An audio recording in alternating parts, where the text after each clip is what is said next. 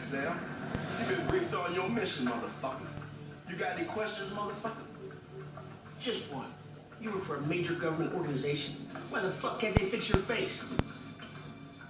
Because we got a horrible medical plan, you fat, jive, turkey, hunky motherfucker! Now, when you get to Dr. Von Laker's compound, your face is nefarious ninjas, motherfucker. Ninjas?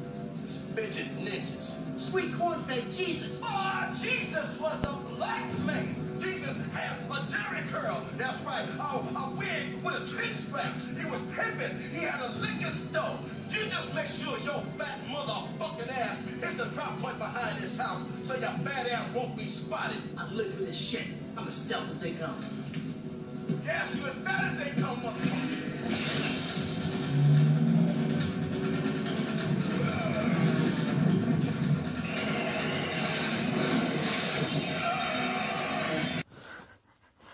Sorry about that. That was from TV, the movie. It was it's like some jackass people doing some jackassy things, but it was some parody. And actually, that's a pretty excellent impression of Samuel Jackson, I have to say. I think it's actually one of the best I've shown so far. So we're talking about XXX. We're talking about XXX. We're talking about the Venom cover of the first XXX. We're talking about a Korean XXX, the next level. And then a nice little steelbook of the return of Xander Cage. Spoiler alert! So, we'll start with Rob Cohen. Rob Cohen did Fast and the Furious, the first Fast and Furious. Most of Rob Cohen's stuff, I'm like... I don't... I've watched one Fast and Furious movie. And Vin Diesel took it pretty serious. It was the last one, 8. I saw it because I loved the director, F. Gary Gray. Did not really like the movie very much. I would like to see 7 because it's James Wan. And it seemed that was the one people liked the most. But, so, Rob Cohen decides, I'm going to take Vin Diesel, I'm going to put him into the James Bond type of world. I'm going to mix the whole X-Gamer thing with James Bond. And we got XXX. And the whole thing is, they need to infiltrate, it's kind of a 21 Jump Street thing, where you got to infiltrate some younger people, so you need somebody young, who's got a criminal background, and seems like he would join up with their little group. And also, the Asia Argento, who is in the news quite a bit right now, Dario Argento's daughter is the female lead, the Bond girl, if you may. So that may have been of interest. I remember not liking this very much the first time I saw it. Samuel Jackson isn't in it a whole lot. He's mostly a real pain to Xander because, I mean, he's just saying, "This, you don't have a choice. You're going to do what I want," and that's all there is to it. And, you know, there's just jokes about his face, and that's it. And the whole thing that Xander just wants to go to Bora Bora, which gives you that kind of James Bond ending where they're on vacation, and there's a setup for the next film. We got another thing for you. Oh, but there's a problem. Xander is killed. So we need a new XXX. Who's your daddy?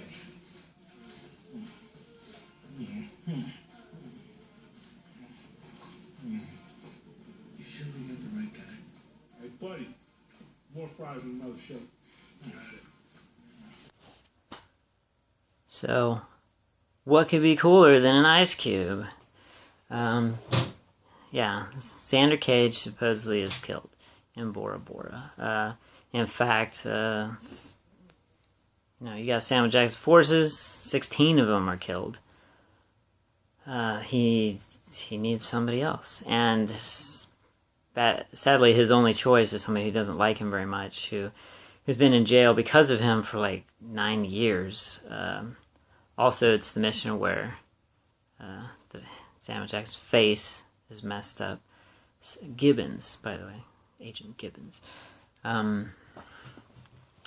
Why I like this movie? Now, this is oh boy, Die Another Day. Not a good James Bond film. Kind of like the Aliens series and the Predator films. Each one is a different director. James Bond is the same way, where you like put somebody fresh in. And Rob Cohen actually produced it, just like Tim Burton did those awful Batman sequels. Tim Burton produced those. So he's there. It wasn't just like they pulled the rug under him. Rob Cohen, we don't like how you did things. Here's Lee Tamahori. Oh, an Asian director? No, he's from New Zealand. Okay, great. Did he do a good job? Actually, yes. One of the best parts about it is Gibbons is a really big part in the film, which is what I was missing, though at one point he will be killed. Everybody in this film, if you don't see him shot point blank in the head, they're not dead. They're just not dead. You also have Scott Speedman, who is in the Underworld series. He was the hybrid, the werewolf vampire. Scott has that.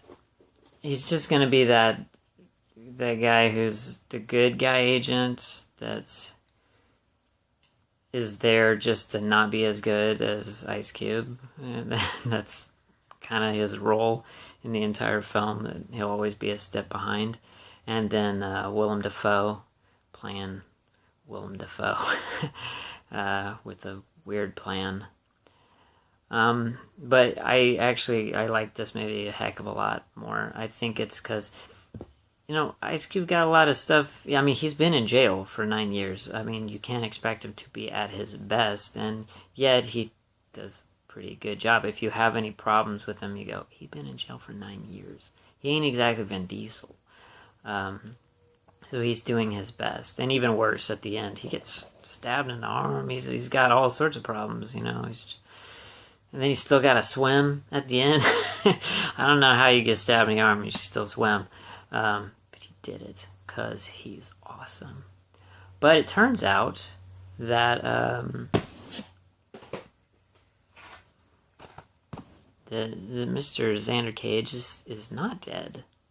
And in fact, is kind of back to doing his old stuff.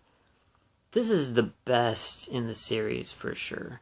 And you really got to take these movies as they go as fun. That's all they're going to be. You can't take these seriously. And once you're in that mode, I mean, I think Ruby Rose's introduction has got to be the most fun introduction of all the characters in this film. In the third film, it seems like she's hunting for lions, and so are some other people, but no, instead, she is shooting poachers and letting the lions eat them. And that's the kind of people that these people are. In the beginning of the film, Xander Cage just does this insane, crazy stunt just to steal some cables so the locals can see a soccer game. He's still doing what he loves to do. He's doing these action things like a XXX star, but to be a hero. The main reason I wanted to see this, you have Tony Jaa and Donnie Yen in the same film. That's pretty crazy. It's DJ Caruso this time. And, yeah, you just gotta go. It's just fun. It's a real crisp looking movie. Tony Jaa is not used as much as you would like. It's like that same thing. There's so many times it will grab a really awesome guy from Asia, martial arts superstar, and then we'll grab him, and then we just don't know how to use him. We don't use him enough. Donnie Yen is used quite a bit. For some reason, yeah, Tony Jaa is really underused. But still, it's pretty fun. Shockingly, the movies have gone up for me. Just keep going up. And Gibbons, of course, we have to end on the fact with my little steelbook. He's at the beginning talking to a very famous soccer player, trying to recruit him. I don't believe he knows that Xander is alive, and we see him blown up. But we also saw that in the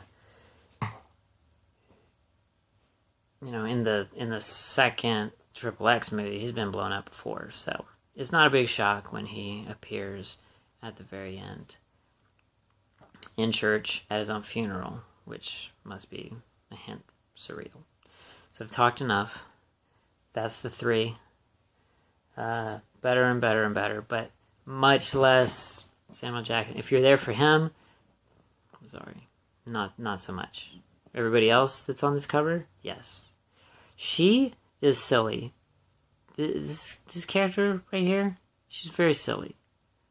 I don't almost believe a thing she does, but she has a great scene with her where they're edging towards cliche, and they are very knowledgeable about it being cliche, and there it doesn't become a cliche. If you can write like that, very proud of you. Thank you very much.